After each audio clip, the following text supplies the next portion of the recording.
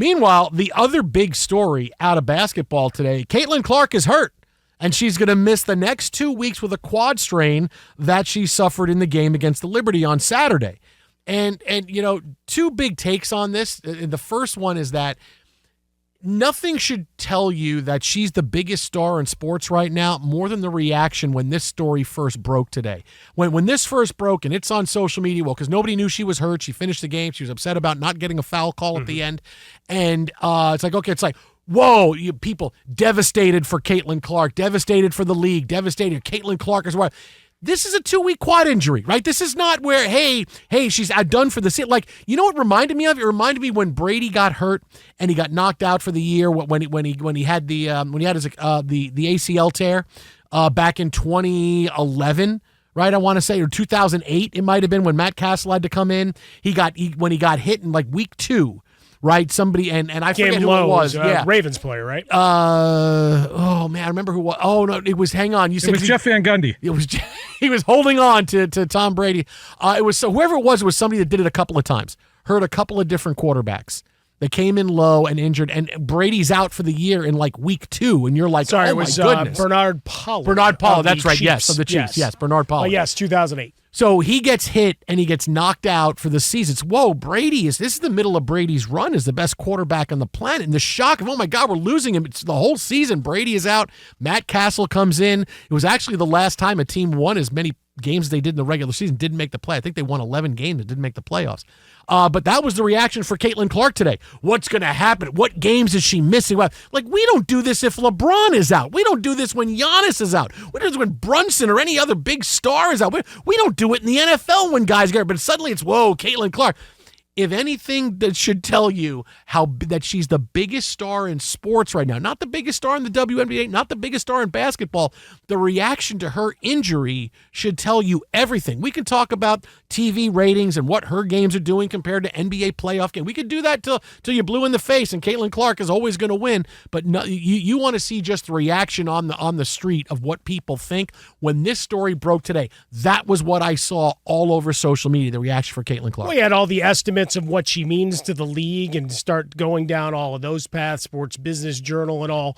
The Zapruder film of what play did she get hurt on. There she is in a timeout, and it looks like she's got, a heating pad, an apparatus affixed to her leg.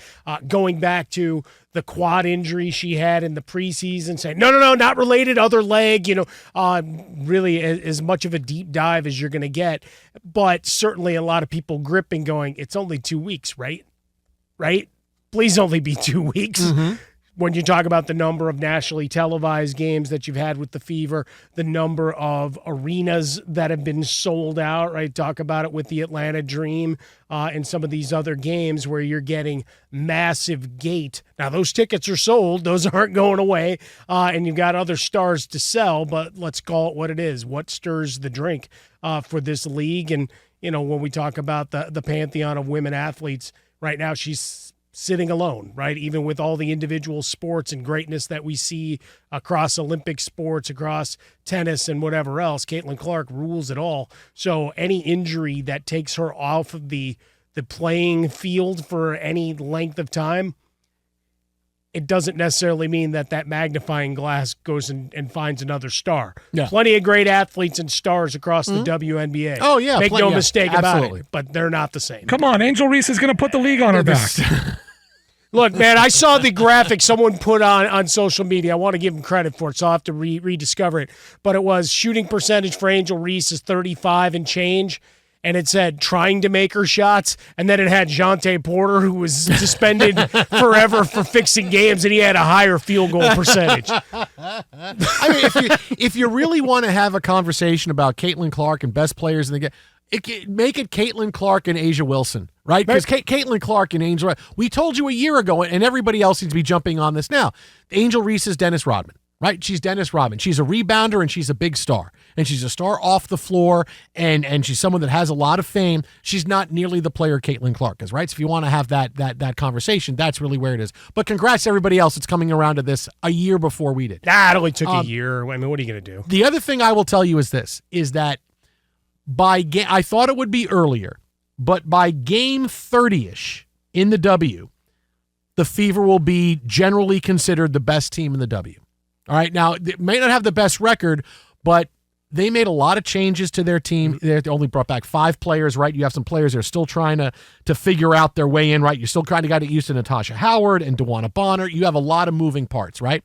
And so you saw them play this game Saturday. They should have run away from the Liberty. But the Liberty are the champs, and they knew how to close a game, and clearly the Fever are still trying to figure that out with their new players, their new situation. I'm not saying, look, they lost the game. You can't complain about fouls at the end. Not a foul on Caitlin Clark on the final play. It was a steal. The ball was taken legit. You can't sit here and complain. Knocked out, yep. It was just, but you could tell, hey, these are the champs, and this early in the season, the Fever are running them out of the building. But, again, because you're the champs, you know how to come back in this game. You know how to lock down and what they needed to do. And the Fever are still figuring it out. But once they do, and now Caitlin Clark will probably miss the next 5-ish games, so give them another 15 or so games, get into the last third of the season, and the Fever will be considered the best team in the WNBA. They added so much talent. It's another year of dominance for Caitlin Clark. Now it's going to be a little bit more because you have the new players you're trying to fit in, and now Clark's not going to be on the court for a couple. It shouldn't be that long when she gets back, but yeah, okay,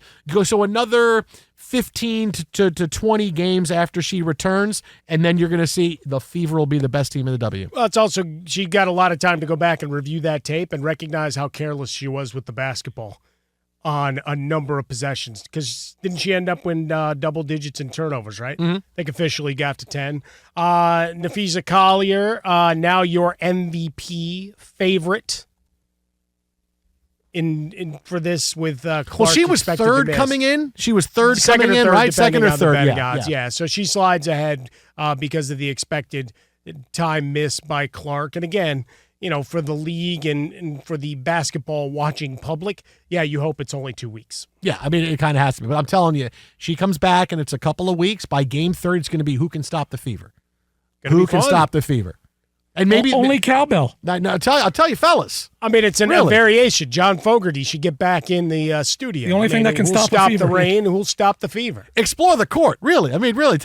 I'll tell you, guys. I could have used a few more threes from the logo. I gotta tell you, could have used those. When I saw the story today, yeah, I initially thought that maybe she went like Nancy Kerrigan on Caitlin Clark. Oh, Galooly action. Wow. I don't remember her getting hurt in the game. No, she was fine after the game. It's one of those things that probably cropped up after she probably started feeling it. I was like, what did Angel Reese do? Yeah.